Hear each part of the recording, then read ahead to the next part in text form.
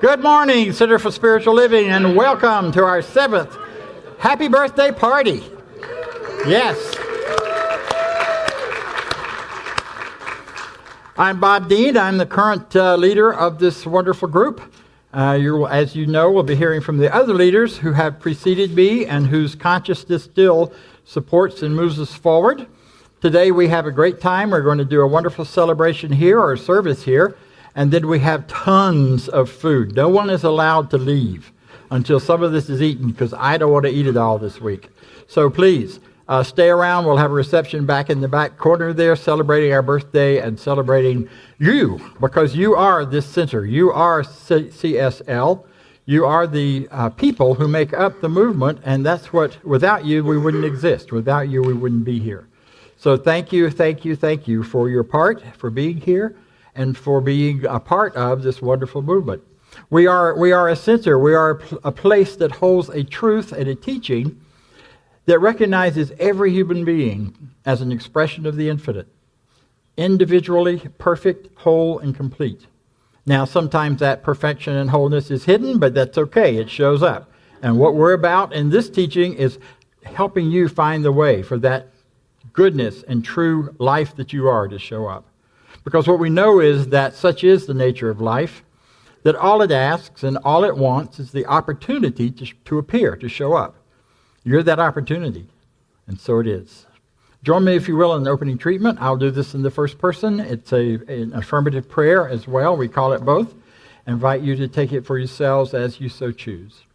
So I know there's only one power, one infinite intelligence, one universal presence. It is here, it is now, it is us. It is showing up in everything we have in our lives. It is showing up, offering more than we have yet received. So today we open our hearts, our minds, our enthusiasm, and our joy to receive a greater impress of that infinite idea of goodness, that infinite idea of who we are and what we're about in the world. In that openness, we recognize that the best ideas come from within each of us. The best thoughts and feelings and knowing are from within. And we open our minds and hearts to that. In gratitude, we let this unfold in joy. We let it be, and so it is. So this center was started by a bunch of you and 2 ministers down here on the front, Reverend Paul Gonyea and Reverend David Barrett, and an assistant minister, I think you were called, or a staff minister or something, which was Reverend...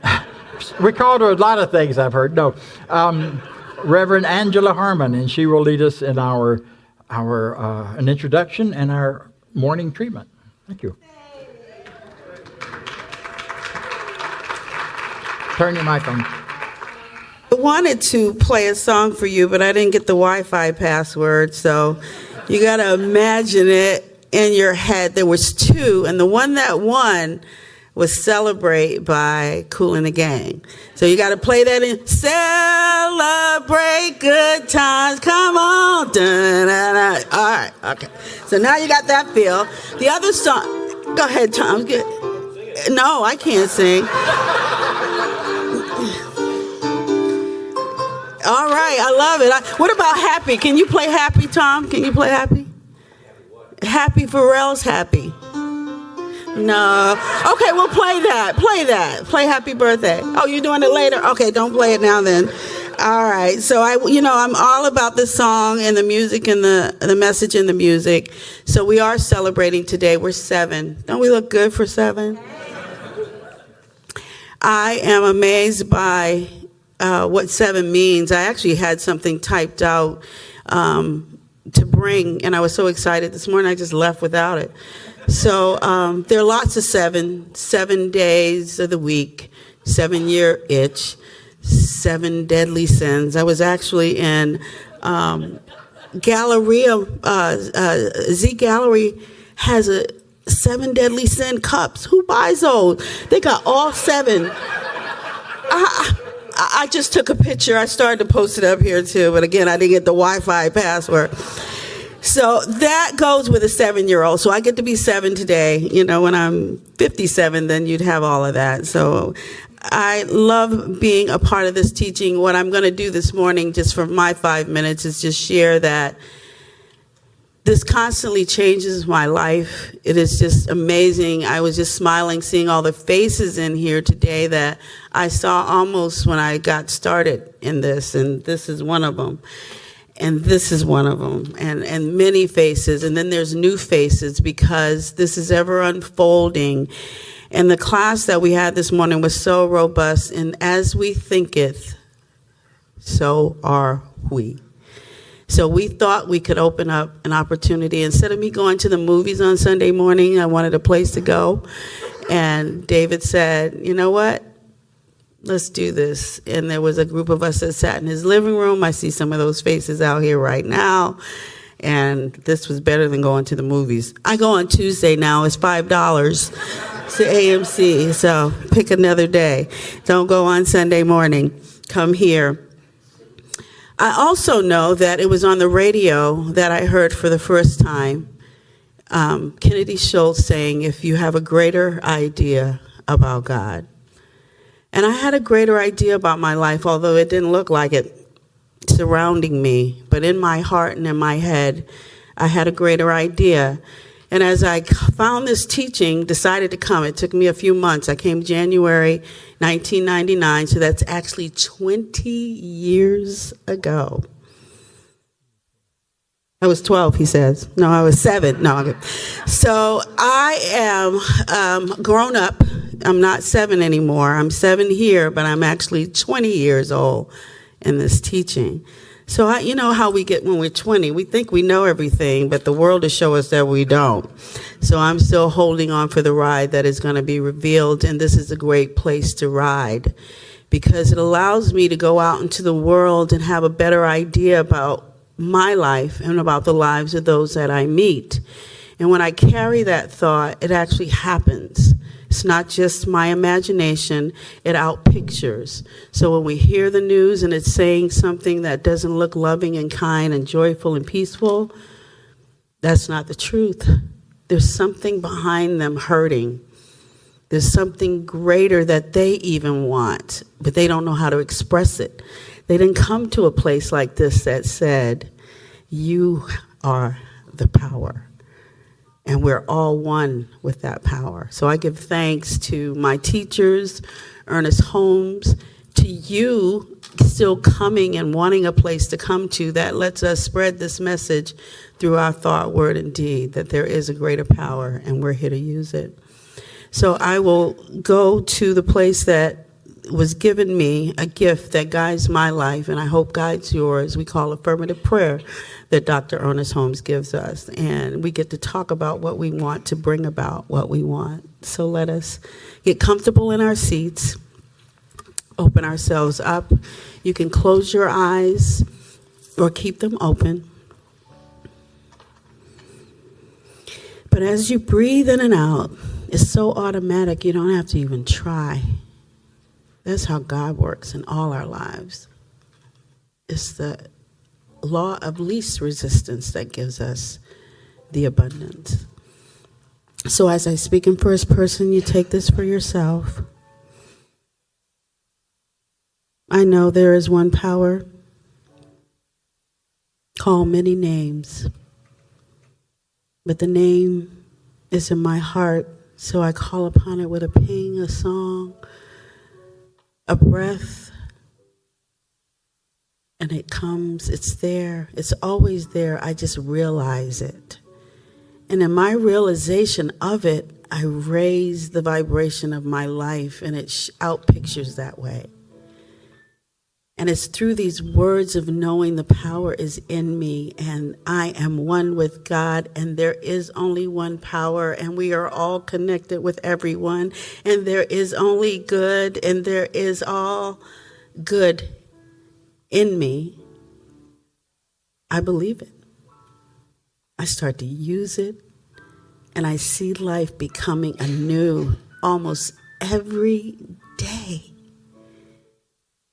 And this peace that we have, it grows, and we become happier, and we celebrate life. So we celebrate today the place that gives us the newness, the vitality, the words, the motivation, the ability to demonstrate and let go fear, doubt, anger, lack, loss. as a place to dwell. It does not run our lives. Happiness does. Joy does. Peace does. And the more we give thanks, the more we have to be thankful for. So we give thanks for Reverend Bob, Reverend Paul, Reverend David, each one of you. I give thanks for me.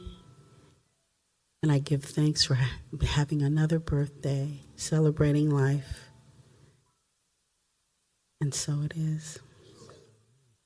Thank you, thank you, thank you. Wow, thank you all. Well, I get the joy now of introducing two people who need no introduction. Our first two speakers on the agenda this morning, and no, they don't each have 45 minutes, so you don't have to worry. We will get you out in time for brunch. They are the founding minister of this wonderful organization, and I guess you were kind of together in it to begin with, and then later Paul became the senior minister here.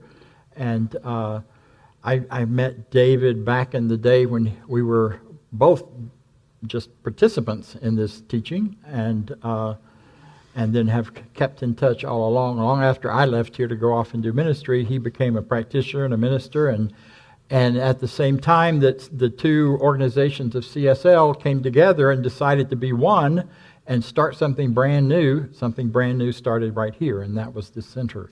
And David was the founding minister for that.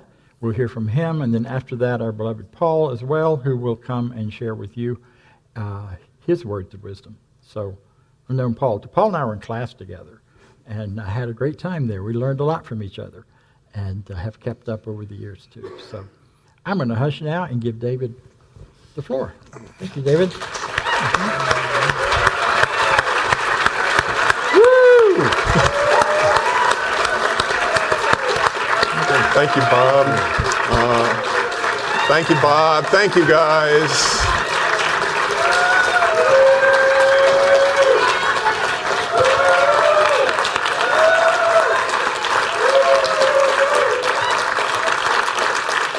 Thank you, guys.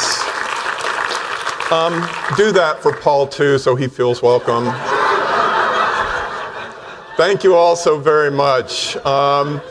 Gosh, 7 years ago tomorrow, we were here and we had electricity in this room. It was awesome on here. Tom was up here. Tom's been here all these years. I don't know if you know those days. I was carrying bags of chicken manure up here and putting them on the stage because I want to show you how the science of mind works. And that day was chicken manure talk, and Tom's right here up on stage with me. But then, Angela, you guys, she blows me away. You have a mental equivalent of your grandmother. Now, all of you think about your grandmother, right? Horn-rimmed glasses, things like that. Then Angela Harmon shows up. She has this pink dress up to here, legs that look beautiful. Oh, she was here just walking down that aisle that very first day with all that electricity, so it was really wonderful. So, Bob, thanks for having us here. It's a really fun day to be here and things like that. I've got something to share with you, so tell me if you've heard this before, because I've got a couple jokes, and if you heard it, I'll just move on to the next thing. But one of the jokes is it's a Sufi parable, and it's about a drunk under a lamppost. Have you heard this one? Yes. Okay, for the Ross and Eleanor, I won't say it then. So anyway, this is a Sufi parable, and it's about a drunk who's underneath this lamppost, and he's kind of looking on the ground for something, and a passerby comes by and says, "What's going on?" And he says, "Oh, I've lost my house key, and I'm looking for it. And would you mind helping me?" And so the passerby starts looking with him, and the drunk is looking for the key, and they're there 15 minutes, and there's no key. They can't find the key. And so the passerby finally stands up and says, "Well, is this where you lost it?" And he said, "No, I lost it over there, but it's dark. So I decided to come here in the light to look for it." Well, that means something really big. So if we try to solve all of our problems in the light of all the conscious mind of what everybody knows in their conscious mind, you may not find what you're looking for. However, if you go over here to the dark, in this dark is the unconscious mind, the subconscious mind, the universal mind, the mind of God. If you come over here into the darkness and just sit there for a minute, you'll find your house key by going in the dark. So I want to tell you another joke. If you heard this one, Ross, don't say anything. There's an attorney in the bar, and in walks a minister. Well, that story is a little bit different. It happened to be at LA Fitness over there on North Druid Hills Road. And so I always tell you that this church started because of two sweaty men talking to each other. Well, that's the truth. So here I am on my stationary bike and doing my thing that I'm doing. Paul's over there, and he's up to like his half marathon on the treadmill. He's just always doing mile after mile. And one late summer day in 2011, did Paul finally get off and came over, and he's sweating and I'm sweating, and I stop riding the bike and we're just talking. And he says, David, you know, I'm thinking I want to start something else up. Something that maybe I just talk once a quarter, once a month. And I said, I've been thinking the same thing, Paul. Why don't we see let's get together and do that. And I've given Paul permission to get up here and correct my memory on any of this. So he might come up here and correct any of this. But what Paul and I were doing in that very first conversation and a few conversations just between the two of us, we were standing over here in the dark. We did not want a center that was already established with all the rules of how a center is to be run or anything. Paul and I wanted to come over here to this universal mind and get a true feeling of what does this center feel like? What does this center feel like? And so we stayed in the dark for a while and going on universal mind and subconscious mind, just coming up with whatever came up for us. And we came up with exactly what we wanted to do. So that was in the summer. In the fall of 2011, there was a group of us that did come over to my house, and we were in the living room, and it was nice enough. I made them all go sit out on the back porch. And all of us that were there, and they ended up being your establishing board members as well, but we were all back there on the back porch. And you know where we were? In the dark.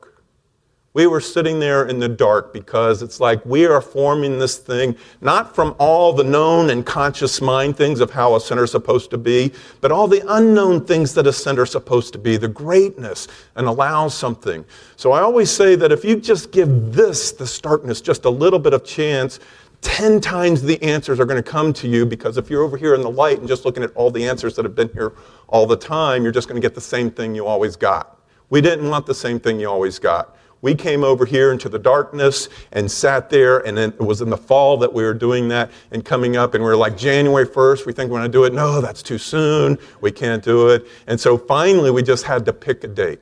And finally, that date was March 4th. March 4th, 2012, did we finally go ahead and had this great energy that was going up here. So how many of you were here March 4th that time? Look at all these hands. I love seeing that.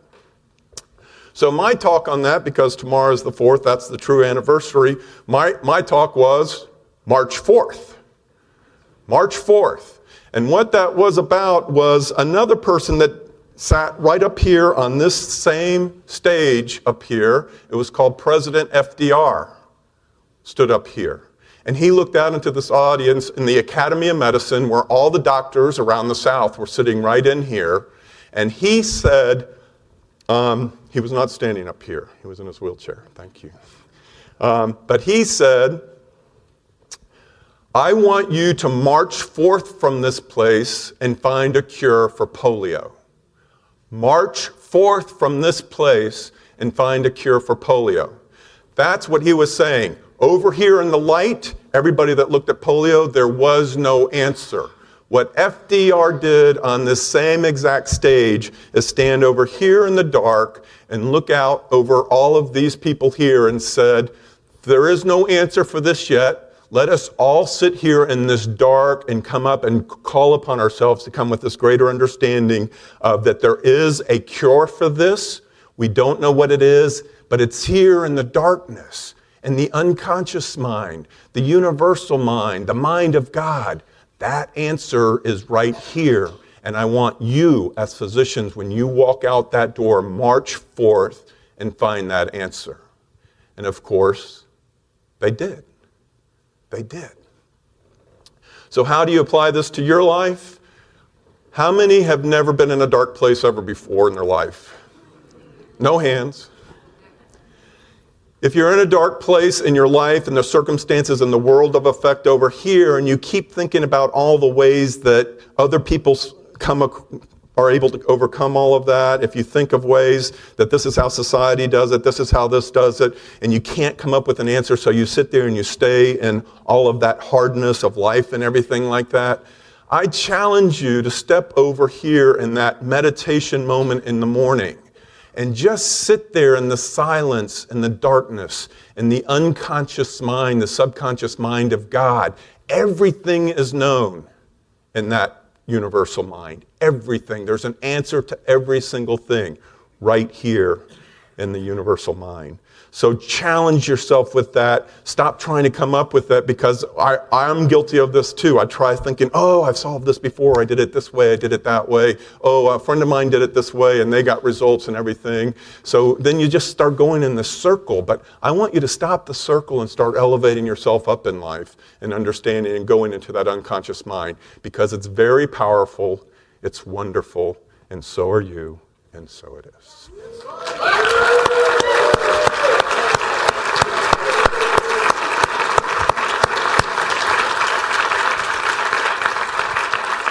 Mr. Barrett, your 5 minutes is up.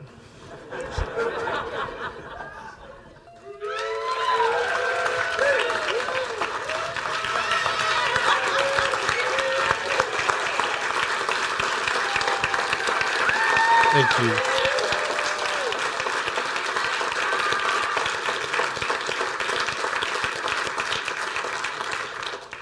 Sit down. All right.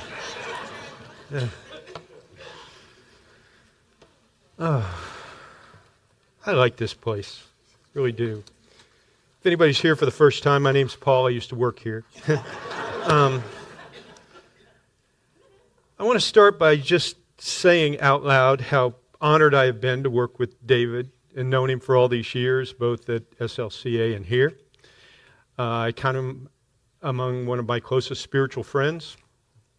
And I'm also really grateful that Bob chose this time to be here in Atlanta about the time I decided to leave Atlanta. So some of you know this, but this is the end of an era for me. I've lived in Atlanta for 35 years and been involved in metaphysics and spirituality that whole time. But 3 weeks from yesterday, 20 days from today, my wife and I are going to be moving to Dallas, Texas.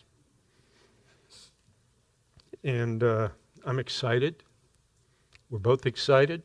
Mixed emotions. Got a lot of friends here we've had for a long time. But we'll be back. We're not leaving anybody. We're just expanding our world. Dallas is my wife's basically hometown, so we have a network of friends and family there and everything. So we're excited. I've been in this particular teaching, the Science of Mind, since 1986. I was in Unity for a couple years before that when I left, when I first got to Atlanta. And I started, as a number of you did, at the Woodruff Arts Center with Dr. Kennedy Schultz. How many people here actually saw and heard Dr. Schultz? Look at quite a few. Kennedy was the founding minister over there and was there for 20 years. And I showed up the first day, and he started his talk, and I was 5 minutes into it, and I said, this is where I belong. And I never left for a minute. I was there every Sunday. I took classes. I went on the board, became the treasurer, finished my ministerial training with Bob and Judy Ailey. Also, we were all in that same class in 1995, 4, somewhere around in that time frame.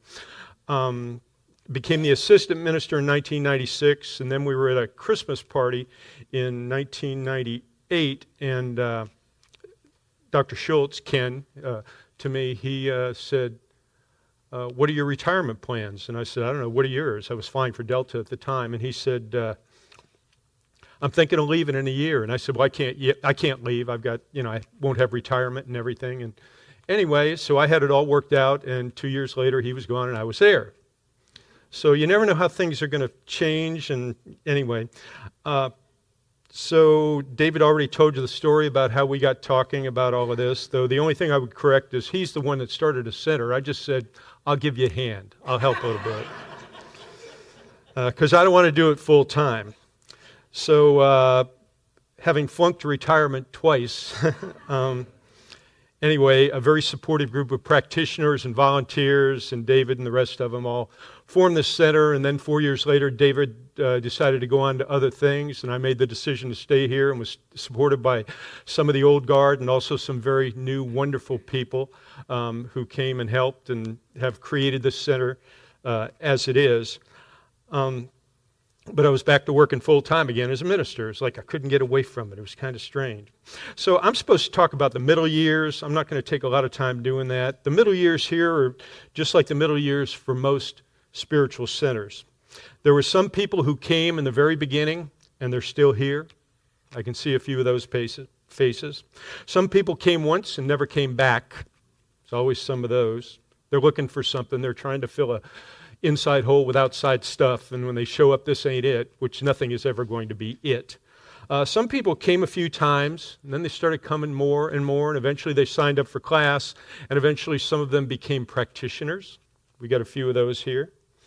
Some people came here, this is one of my favorites, the people who show up, they go, God, this is fantastic, and they volunteer and they do everything for about 2 months, and then they disappear.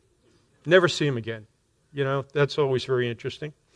Then, this is another one of my favorites, some people who came into this teaching kind of broken because some part of their life wasn't working. They had an illness or a diagnosis or a divorce or a pink slip from work or whatever it happened to be. Some part of their life wasn't working, so they came here and they really got into it and they fixed that part of their life and then they quit coming. Many of them I never saw again. Some people showed up here and they listened.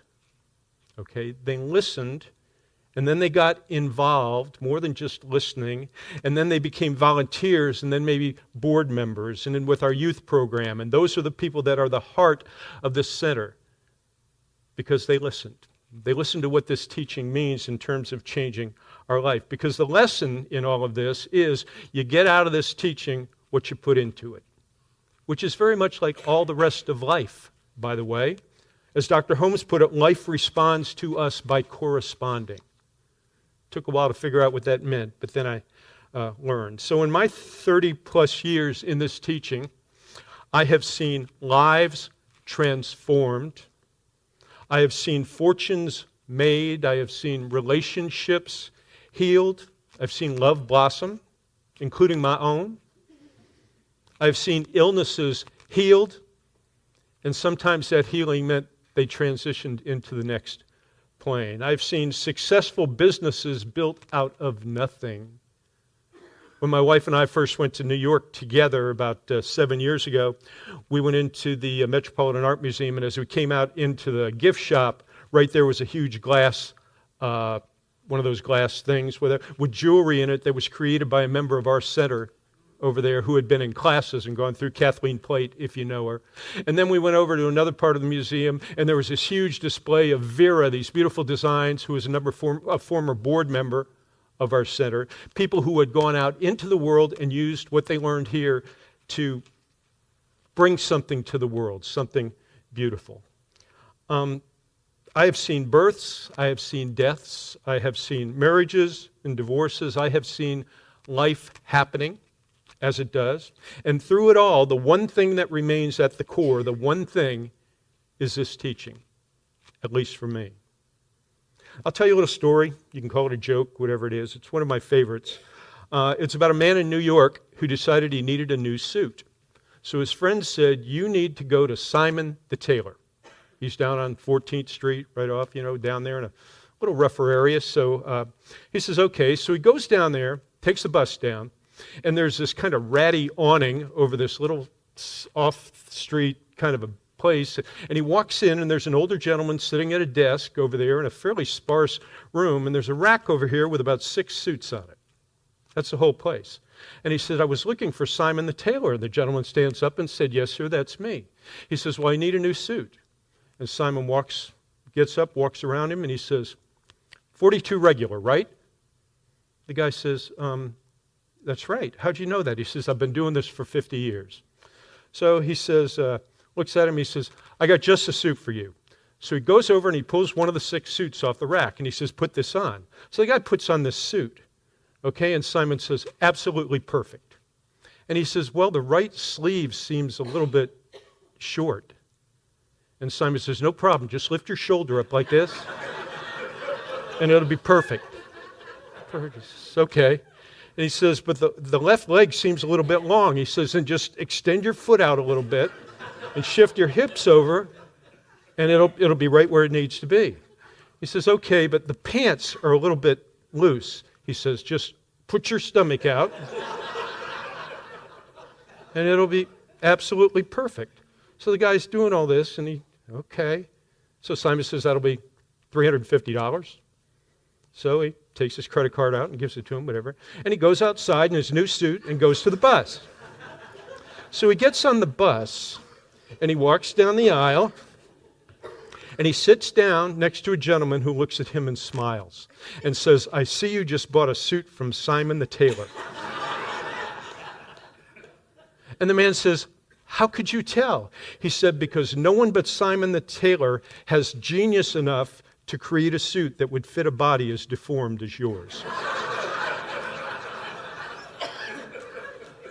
So, we spend our life deforming ourselves consciously so that we fit what everybody tells us we're supposed to be. And what this teaching does is it heals that. And it doesn't heal that by changing what's out there. It heals that by having us recognize what is in here. That's what this teaching does, okay? I mean, this is a very simple teaching. I don't know how I figured out 40 or 50 talks per year to talk about for 20 years, or Bob. I just don't know how. I mean, it is so simple. Because there are 5 things, and if you get these 5 things, you got this teaching, okay? You never have to come again. Sorry, Bob. But anyway. So I'm going to give you want to hear these 5? You ready? Okay. Number 1, they go in order, by the way. God is all there is. Okay? People just go, God is all there is, that's fine, but they don't know what it means. God is everything. It's not everywhere, it is everything. And God is the conscious intelligence that is energy, undifferentiated energy, that's a hard word to say, anyway, that is constantly creating the world out of itself. That's what it is. If you don't get that idea of God, you'll never get this teaching, and your life will not change. I promise you, because your life can never be any bigger than your idea of God. So that's the biggest idea of God I can imagine. Number 1, God is all there is.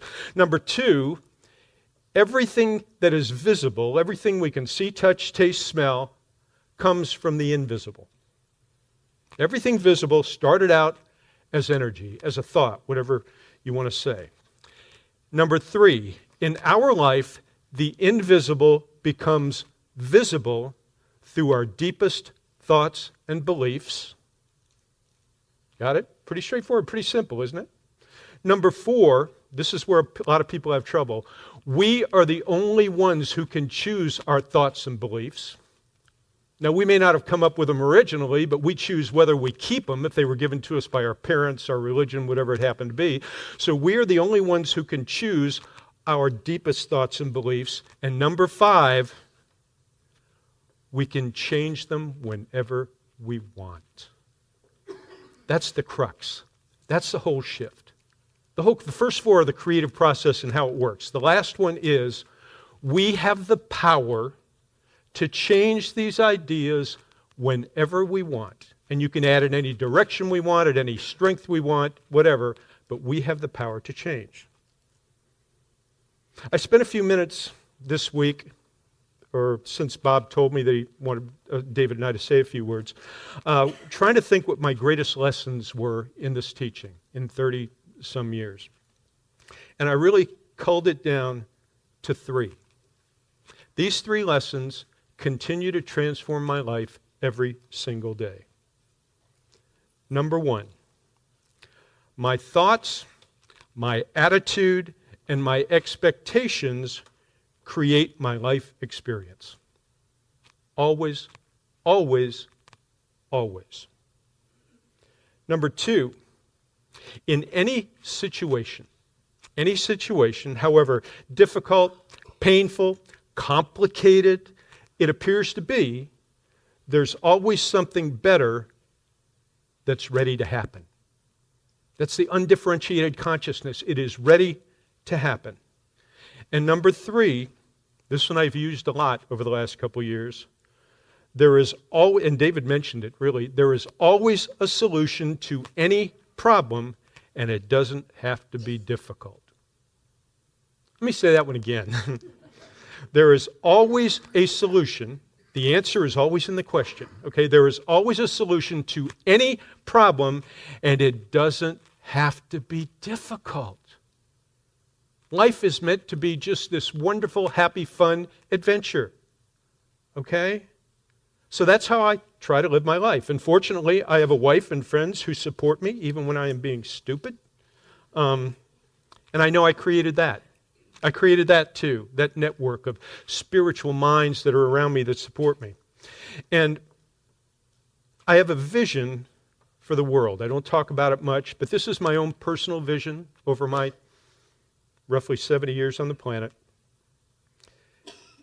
We all have to have a vision for the world besides just a vision for our own life. Because all we're thinking about is our own life. We are being spiritually selfish. Okay?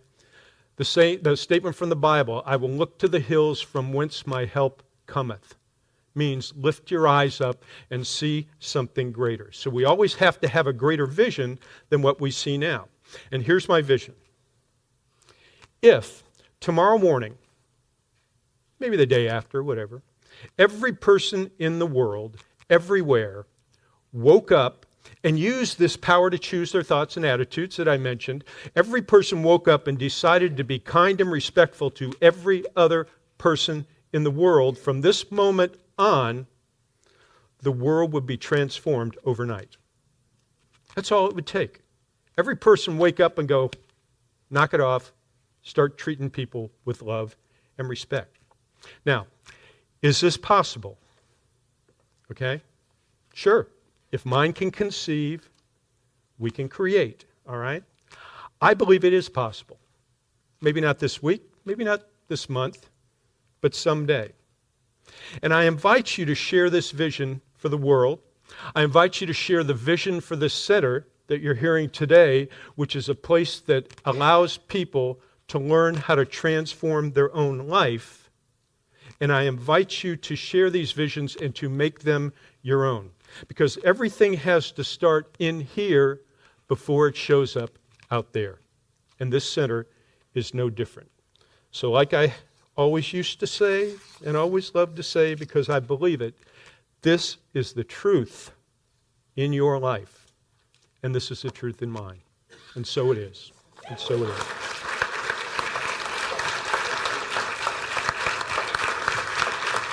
Thank you.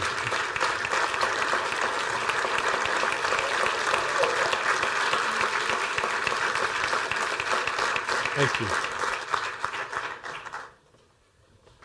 It's wonderful. Thank you so much. Okay, that was kind of the sorbet between main courses.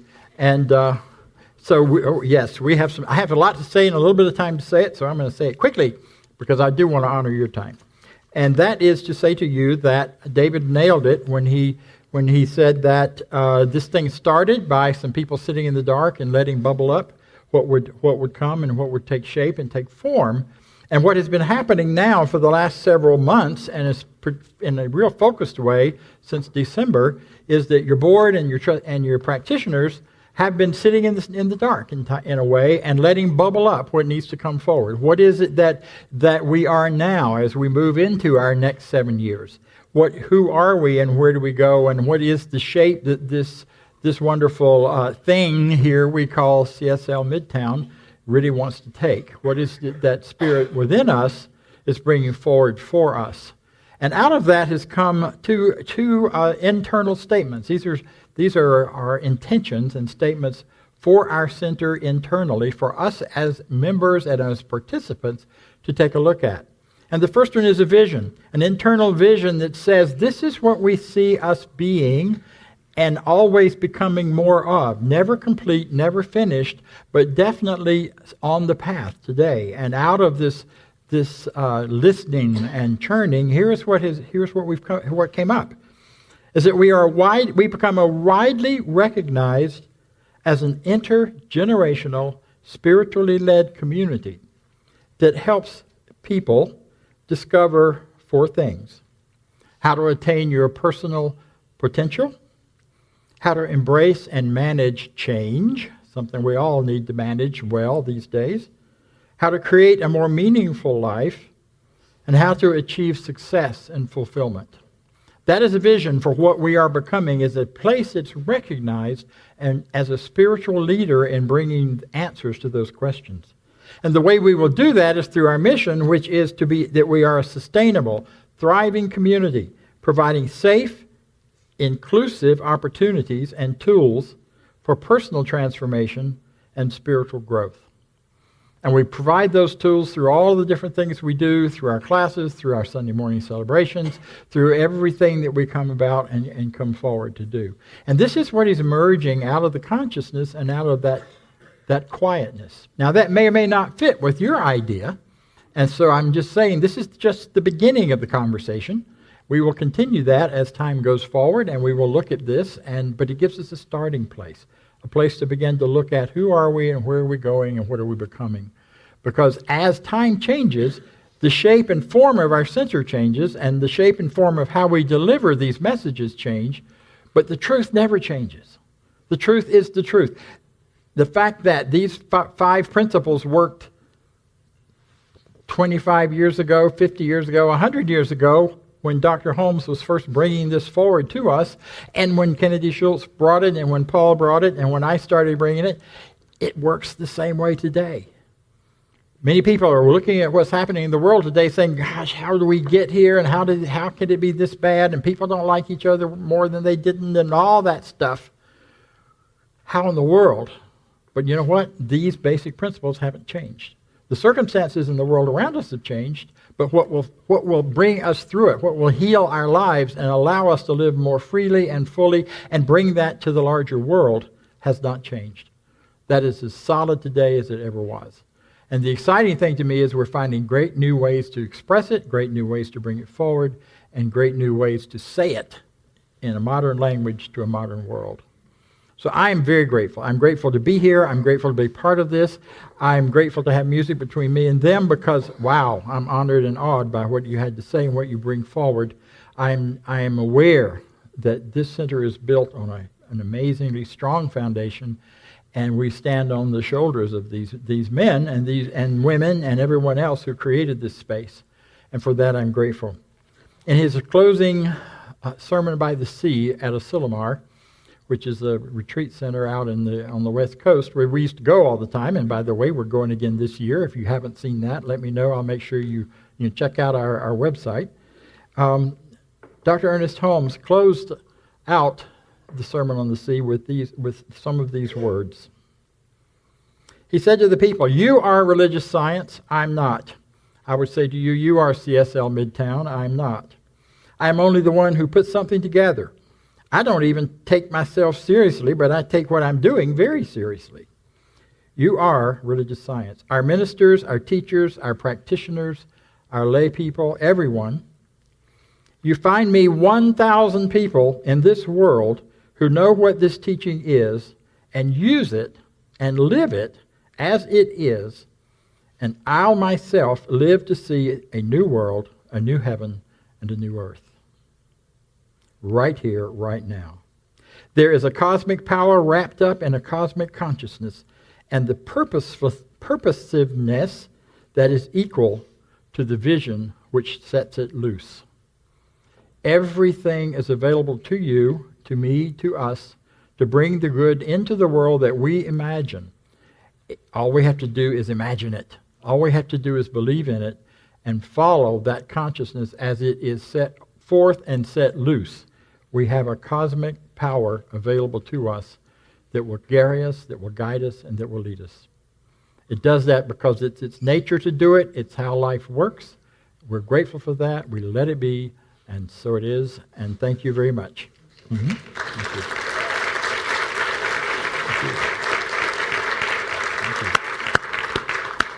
So I want to lead us now in a spiritual mind treatment, affirmative prayer, if you prefer. What I know is this. I know that there's a power for good in the universe. We have used it. We are using it in every breath we take, in every moment we think, in every idea that comes to us. And that great power is that which this Center for Spiritual Living Midtown, is based and built. The ideas of this infinite power, the ideas of love and truth and goodness and respect and honor, all of those ideas are founded in the mind that is this infinite creative oneness, this God. So I know that who we are and what we're about is based and founded in that, so we are only here to express it more and more and more freely and more clearly as we get clearer who we are individually and as a community. We come together to bring forth these ideas to a world that is ready for them. We know that we are welcomed and seen as an opportunity for a new idea, an opportunity for a better way of living, an opportunity for people to wake up and to see what is here for them. Knowing that, I speak my truth with freedom, with clarity, without hesitation. I speak up for who I am and what I'm about, because what I'm about is the business of creating a better world by creating a better me. This is my truth. I let it be so. And so it is. It is. Thank you. Now, we have the one of the important things that happens at every birthday party. Cake. Presents. Who said that? Presents. Yay. Thank you, Reverend Ursula. Presents. So now it's time for presents. We're going to do our usual offering, and we ask you to give generously, give from your heart, give to support what this is. If you are finding this valuable and you believe in it, put some money in the plate to support that. If you love what you're experiencing here, bring a friend next time you come. Let's have this big birthday party every week. This looks great to see all of you here, and I thank you and I welcome you.